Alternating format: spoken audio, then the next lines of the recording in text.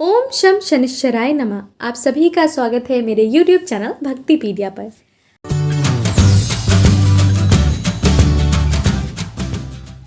आज के इस वीडियो में आप रसपान करने वाले हैं शनिवार की व्रत की कथा का। हिंदू धर्म में हर दिन किसी न किसी देवी देवता को समर्पित होता है। ऐसे में शनिवार के दिन को शनिदेव जी की पूजा की जाती है। शनिदेव जी को न्याय का देवता माना जाता है। शनिदेव को धर्म व न्याय का प्रतीक और सुख समृद्धि वैभव और मोक्ष देने वाला ग्रह माना जाता है। तो आइए सुनते हैं शनिवार की व्रत की कथा। एक समय की बात है, सभी नवग्रहों में सूर्य, चंद्रमा, मंगल, बुध, बृहस्पति, शुक्र, शनि और राहु केतु में विवाद छिड़ गया कि इनमें से सबसे बड़ा कौन है। सभी आपस में लड़ने लगे और निर्णय न होने पर देवराज इंद्र के पास निर्णय कराने पहुंचे। इंद्र इससे घबरा गए और इस निर्णय को देने में अपनी असमर्थता जताई, परंतु उन्होंने कहा कि इस समय पृथ्वी पर राजा विक्रमादित्य हैं, जो कि अति न्यायप्रिय हैं। वे ही इसका निर्णय कर सकते हैं। सभी ग्रह एक साथ राजा विक्रमादित्य के पास पहुंचे और अपना विवाद बताया, साथ ही निर्णय के लिए कहा। राजा इस समस्या से अति चिंतित हो उठे, क्योंकि वह जानते थे कि किसी को भी छोटा बताया तो वह कुपित हो जाएगा। तब राजा को एक उपाय सूझा। उन्होंने स्वर्ण, रजत, कांस, पीतल, सीसा, रांगा, जस्ता, अभ्रक और लोह में से 9 सिंहासन बनवाए और उन्हें इसी क्रम में रख दिए। फिर उन सबसे निवेदन किया कि आप सभी अपने अपने सिंहासन पर स्थान ग्रहण करें। जो अंतिम सिंहासन पर बैठेगा वही सबसे छोटा होगा। इस अनुसार लोह का सिंहासन सबसे बाद में होने के कारण शनिदेव सबसे बाद में बैठे, तो वही सबसे छोटे कहलाए।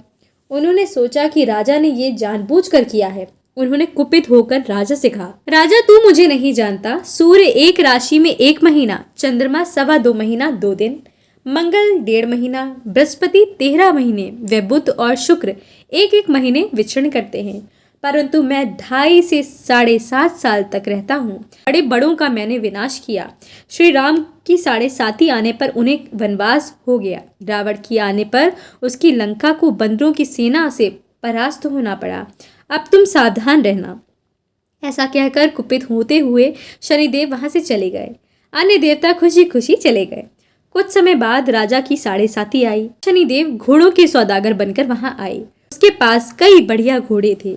राजा ने यह समाचार सुना तो अपना अश्वपाल को अच्छे घोड़े खरीदने की आज्ञा दी। उसने कई अच्छे घोड़े खरीदे। वह एक सर्वोत्तम घोड़े को राजा की सवारी हेतु लिया गया। राजा जो ही उस पर बैठा, वह घोड़ा सरपट वन की ओर भागा। भीषण वन में पहुंचा, वह अंतर्ध्यान हो गया और राजा भूखा प्यासा भटकता रहा। तब एक ग्वाले ने उसे पानी पिलाया। राजा ने प्रसन्न होकर उसे अपनी अंगूठी दी। अंगूठी देखकर राजा नगर को चल दिया और वहां अपने नाम उज्जैन निवासी वीका बताया। वहां एक सेठ की दुकान में उसने जल इत्यादि पिया और कुछ विश्राम भी किया। भाग्यवश उस दिन सेठ की बड़ी बिक्री हुई।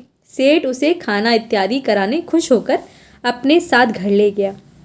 वहां उसने एक खूंटी पर देखा कि एक हार टंगा है, जिसे खूंटी निकल रही है। थोड़ी देर में पूरा हार गायब था।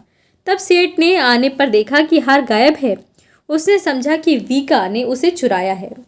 उसने वीका को कोतवाल के पास पकड़वा दिया। फिर राजा ने भी उसे चोर समझकर हाथ पैर कटवा दिए। वह चौरंगिया बन गया और नगर के बाहर फिकवा दिया गया। वहां से एक तेली निकल रहा था, जिसे दया आई और उसने वीका को अपनी गाड़ी में बिठा लिया। वह अपनी जीभ से बैलों को हाँकने लगा। उस काल राजा की शनि दशा समाप्त हुई। वर्षा काल आने पर वह मल्हार गाने लगा। तब वह जिस नगर में था, वहाँ की राजकुमारी मनभाविनी को वह इतना भाया कि उसे मन में ही प्रण कर लिया कि वह उस राग गाने वाले से ही विवाह करेगी। उसने दासी को ढूंढने भेजा। दासी ने बताया कि वे एक चौरंगिया है, परंतु राजकुमारी न मानी। अगले ही दिन उठते ही वह अनशन पर बैठ गईं कि विवाह करेंगी तो उसी से। उसे बहुतेरा समझाने पर भी जब वे न मानी तो राजा ने उसे तेली को बुला भेजा और विवाह की तैयारी करने को कहा। फिर उसका विवाह राजकुमारी से हो गया। तब एक दिन सोते हुए स्वप्न में शनिदेव ने राजा से कहा, राजन देखा, तुमने मुझे छोटा बताकर कितना दुख झेला। तब राजा ने उनसे क्षमा मांगी और प्रार्थना की कि हे शनिदेव, जैसा दुख मुझे दिया है किसी को न दे। शनिदेव मान गए और कहा कि जो मेरी कथा और व्रत कहेगा उससे मेरी दशा से कोई दुख ना होगा। जो नित्य मेरा ध्यान करेगा और चींटियों को आटा डालेगा, उसके सारे मनोरथ पूर्ण होंगे।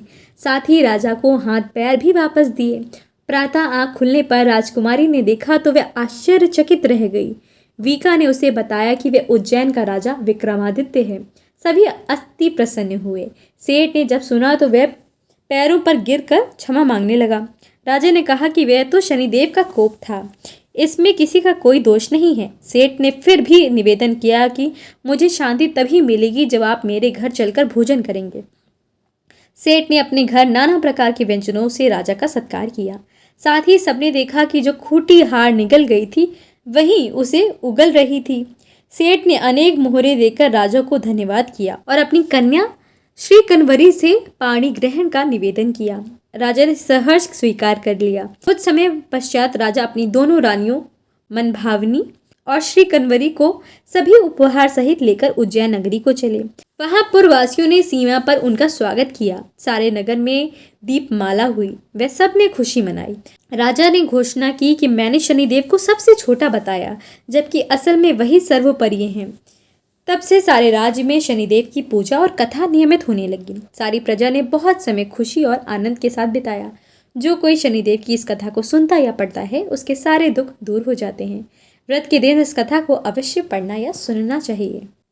एक अन्य कथा के अनुसार एक समय की बात है, भगवान सूर्य के पुत्र शनि बचपन में बहुत सुंदर थे और तेजस्वी भी थे। इनकी सुंदरता को देखते हुए गंधर्व ने अपनी पुत्री कंकाली के साथ शनिदेव का विवाह कर दिया। लेकिन अत्यंत सुंदर होने के कारण इंद्र की सभा में अप्सरा अक्सर इन्हें देखने जाया करती थीं। इन अप्सराओं को देखकर कई बार शनिदेव उन पर मोहित हो गए।